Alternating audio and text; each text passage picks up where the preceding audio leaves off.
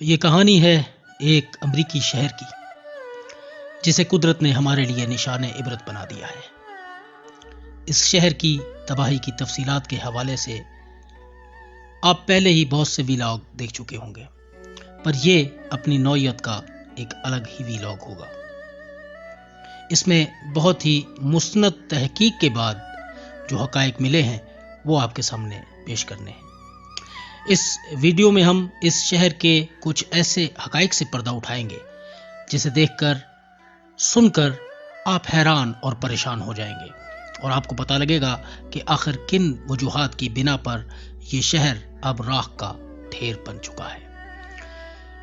امریکہ کی ریاست کیلیفورنیا اس کے امیر لوگوں اور میڈیا انڈسٹری کی وجہ سے پوری دنیا میں مشہور ہے۔ اس کا یہ تباہ حال شہر لاس اینجلس تو اتنا بڑا تجارتی اور رہائشی مقام تھا کہ عام امریکی تو کچھ دن پہلے یہاں پر پراپرٹی خریدنے کے بارے میں سوچ بھی نہیں سکتا تھا۔ یہاں کے عام لوگ مہنگے شاندار گھروں کے باہر کھڑے ہو کر حسد بڑی نگاہوں سے ان عالیشان محلات نما گھروں کو دیکھ کر سوچا کرتے تھے کہ کاش ایک بار تو ہم کو اس گھر میں جانے کا موقع ملے، پھر وہ چاہے کچھ لمحوں کے لیے ہی صحیح ہو، پر ایک بار ضرور موقع ملنا چاہیے۔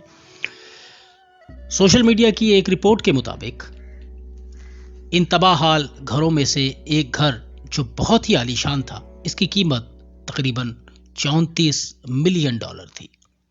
اب آپ اس سے اندازہ لگا سکتے ہیں کہ کس قسم کے امیر لوگ یہاں رہا کرتے تھے۔ لاس اینجلس شہر امیروں کی نگاہوں کا مرکز کیوں بنا، اور کیوں ہر طبقے کے لوگ یہاں مہنگی پراپرٹی ہونے کے باوجود بسنے کے خواہش مند تھے؟ آئیں اس کی وجوہات پر نظر ڈالتے ہیں۔ اب یہ جو مواد میں آپ کے سامنے رکھنے لگا ہوں، یہ ایک مستند مواد ہے جو کہ روزنامہ دنیا کی ویب سائٹ پر 7 جنوری 2025 کو شائع ہوا۔ اسے فقیر اللہ خان صاحب نے تحریر کیا۔ لاس اینجلس کو دنیا کا ایک بہت بڑا تجارتی مرکز کہا جاتا ہے۔ نئے سے نئے فیشن سب سے پہلے یہاں جنم لیتے ہیں۔ ٹیکنالوجی، تعلیم، culture, media, entertainment, business, petroleum, زراعت اور اس شہر میں ہونے والی سائنسی ترقی کو اگر کہیں اکٹھا کر دیا جائے تو لاس اینجلس کا شہر معرض وجود میں آتا ہے۔ یہ ایک فطری اصول ہے کہ جب مضبوط بنیادیں مل جائیں تو ان بنیادوں پر فلک پوش عمارتیں کھڑی کرنا آسان ہو جاتا ہے۔ یہی کچھ لاس اینجلس کے ساتھ ہوا۔ یہاں پر فلم انڈسٹری کی ابتدا کیا ہوئی کہ دنوں اور مہینوں میں لاس اینجلس میں ترقی کا ایسا خاموش انقلاب آیا کہ یہ شہر پورے امریکہ میں دوسرا بڑا شہر بن کر ابھرا، اور آج یہ شہر جنوبی امریکہ کا دل کہلاتا ہے، اور عالمی رینکنگ کے مطابق ٹوکیو اور نیو یارک کے بعد یہ دنیا کا تیسرا امیر ترین شہر ہے۔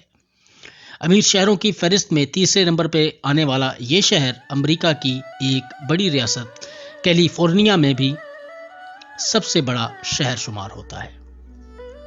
فقیر اللہ خان صاحب اس شہر کے خد و خال کو کھل کر کچھ مزید یوں بیان کرتے ہیں کہ دراصل 1848 عیسوی میں کیلیفورنیا میں سونے کی دریافت نے دنیا کے کئی لوگوں کو اپنے اپنے گھروں کو چھوڑ کر یہاں آباد ہونے پر مجبور کر دیا تھا۔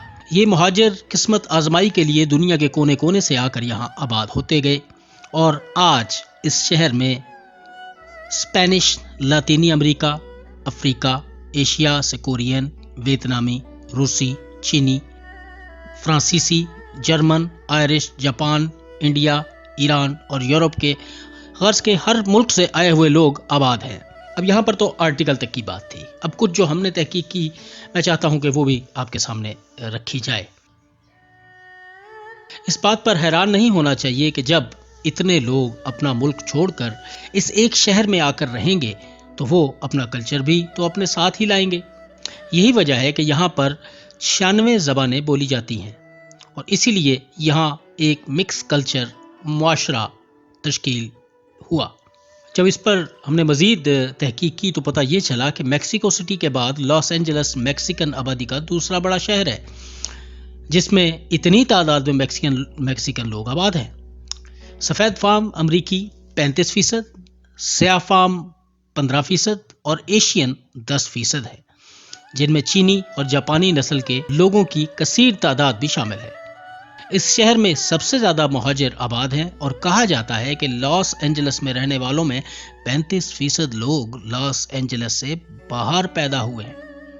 لاس اینجلس میں سیاہ فام اور لاطینی نسل کے لوگ زیادہ تر شہر کے مرکزی حصے میں اپارٹمنٹس میں رہائش پذیر ہیں، جبکہ Asian, China town, little Tokyo اور کورین ٹاؤن میں آباد ہیں۔